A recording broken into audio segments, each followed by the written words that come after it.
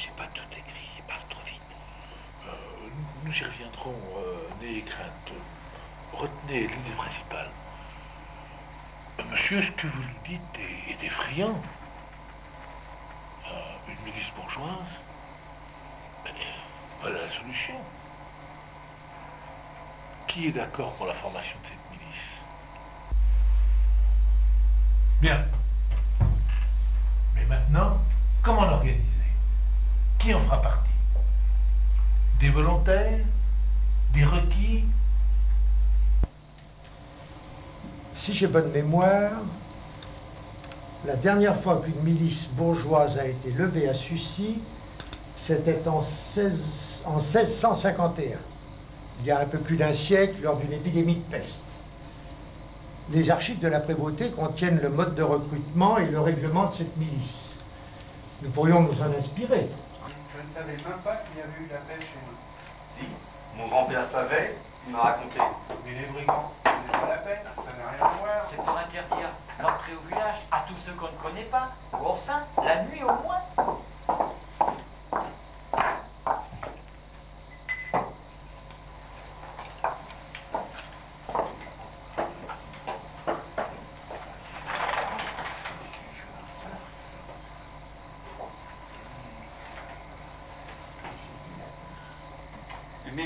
Mes amis, voici les premières mesures que nous sommes amenés à prendre au moment même où nous perdons nos repères et où toutes nos valeurs sont menacées.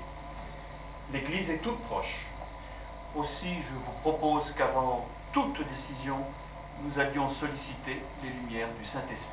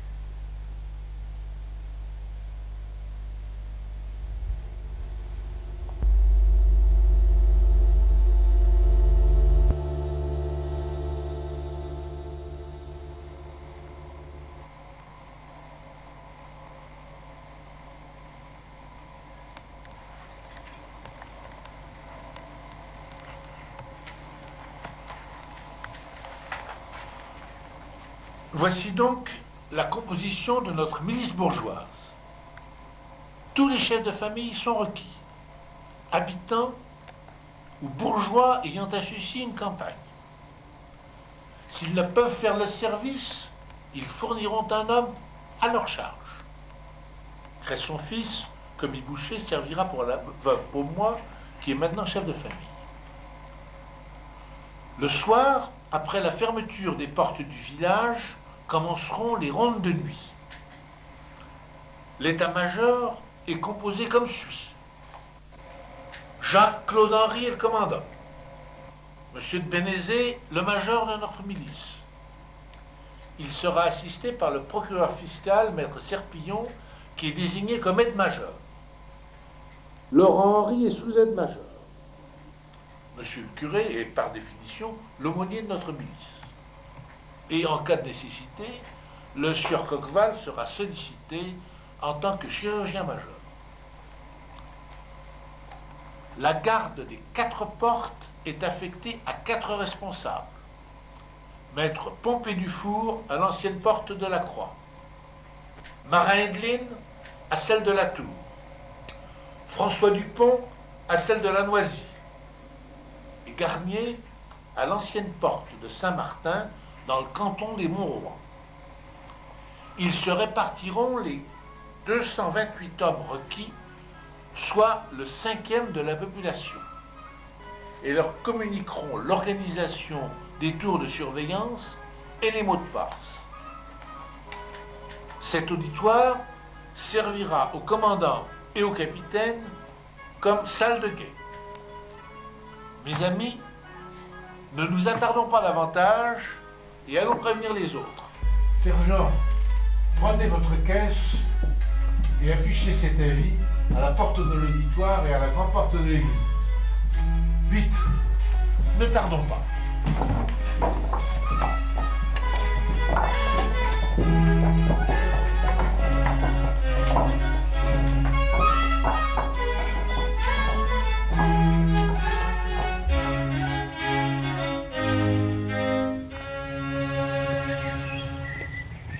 Catherine, n'oublierons pas de porter un pot de crème fraîche à la cuisine du château pour midi. Bien, madame. Bonjour, Mathurin. Bonjour, Ruren. Comment s'est passée cette nuit de garde? Très bien, monsieur, comme les 2 précédentes. Aucun brigand s'est signalé. Il faut dire qu'ils doivent bien savoir de quelle façon on les attend ici. Hier, j'ai appris que dans d'autres villages, les seigneurs avaient eu maille à partir avec leurs sujets. Les paysans ont envahi les châteaux, voulu voir les registres, pourvu que rien de semblable ne se produise ici. Pourquoi en serait-il ainsi? Il n'y a aucun risque. Je n'ai jamais eu avec les villageois que de bons rapports. C'est ce qui m'a déterminé à m'installer ici. Je nourris chaque jour à Petitval, combien? 150 personnes. Sans moi, ceci serait un village mort. Mes propriétés font vivre les villageois. Ils ne les attaqueront pas, bien au contraire, je n'ai aucun doute là-dessus. Je crois bien. Ici, il n'y a point de fauteur de trouble. Oublions tout cela. Quelle belle journée. Mais nous sommes en retard, Ruren. Les cloches carillonnent déjà. Ne pensons qu'à la fête. Ma femme est partie depuis un moment. Ce n'est pas tous les jours que M. Henri baptise sa petite fille. Voilà toute notre milice en effervescence. Et les garçons pour rien.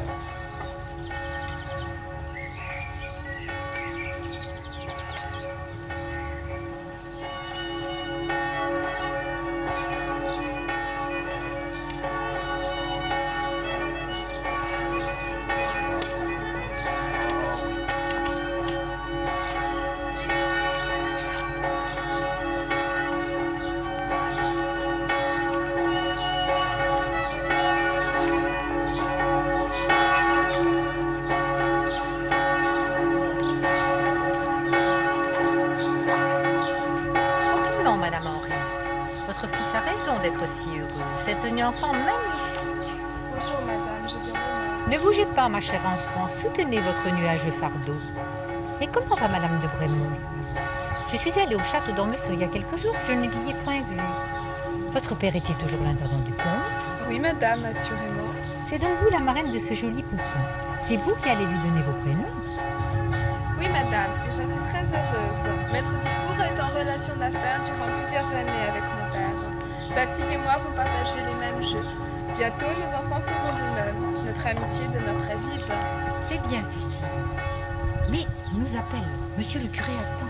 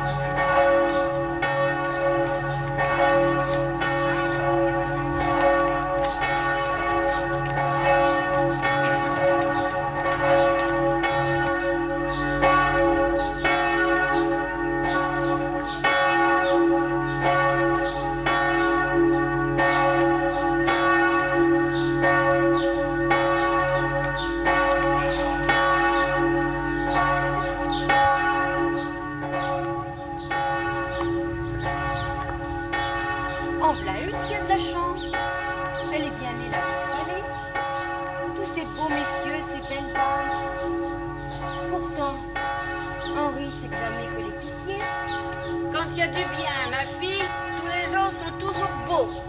Et rappelle-toi qu'Henri, tout épicier qu'il est, il est le propriétaire d'une bonne partie de la rue du Moutier.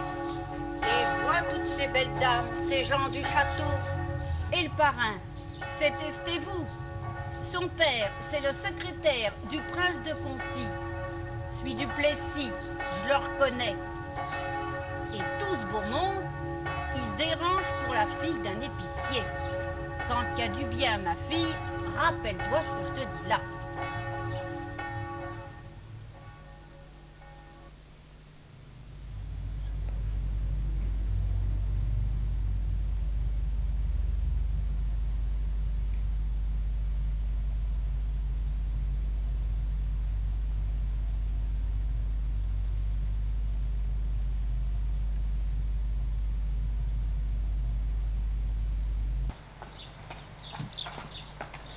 Mr. Pillon! Mr. Pillon! Mr. Pillon!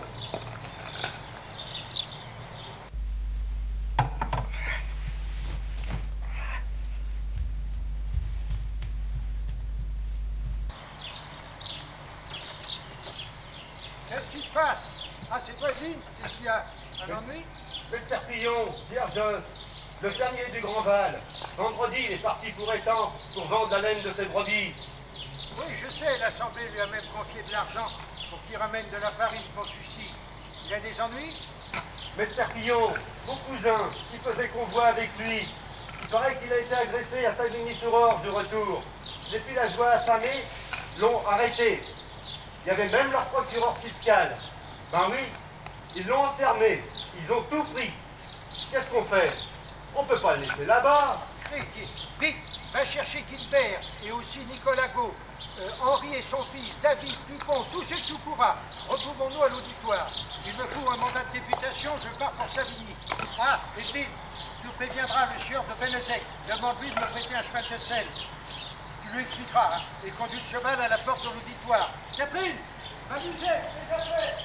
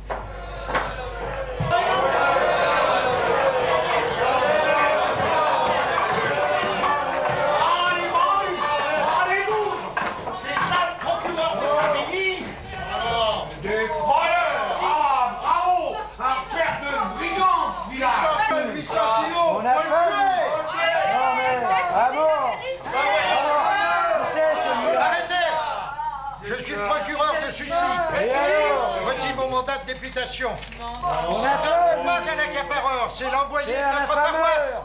Nous aussi, nous souffrons de la faim. Et la farine a été payée par le village. Ils m'ont pris la farine. Ils m'ont pris mon argent. Oh, les brigands. J'enrage. Les chiens. Le ministre de Farine a tranché. Il a tranché. Des faux plaques à sa voiture. 50 000 d'amende s'il veut être libre. Oh, les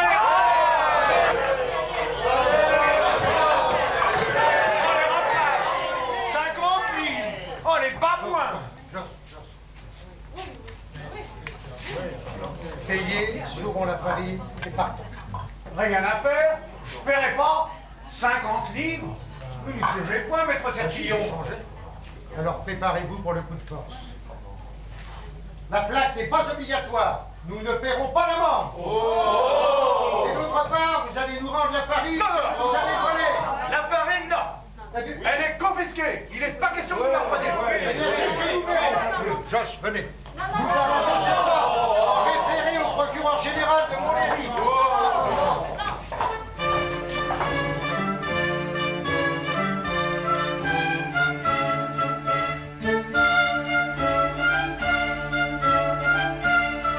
Quelle déception de revenir sans la farine. Joss et moi étions fous furieux. Notre énergie était celle du désespoir.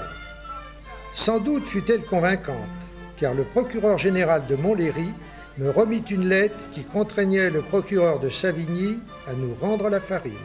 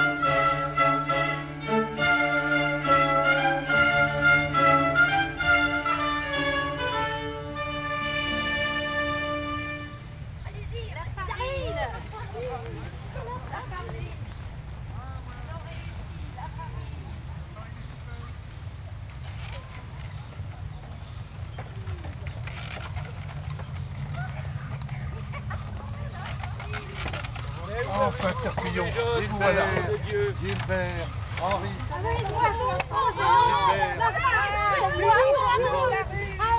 Jamais je ne serais rentré sans la farine. Et l'argent que ça représente. Sucy saignait aux 4 veines. Et Joss, les chiens. Joss, il est rentré chez lui, il est rompu. Oh, les chiens. Pourtant, eux aussi crèvent de faim.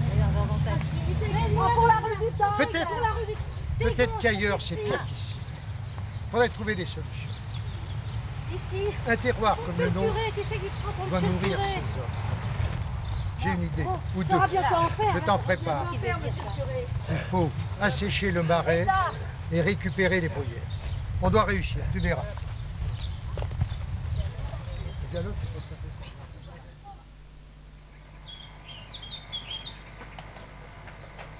Je ne sais pas si je peux accepter ça. Ça fait plus d'1 an que vous auriez dû le faire. Tu as retardé. Un beau matin, tu vas les voir débarquer. Et ce sera bien une autre chanson. Il faudra tout donner. Alors que là...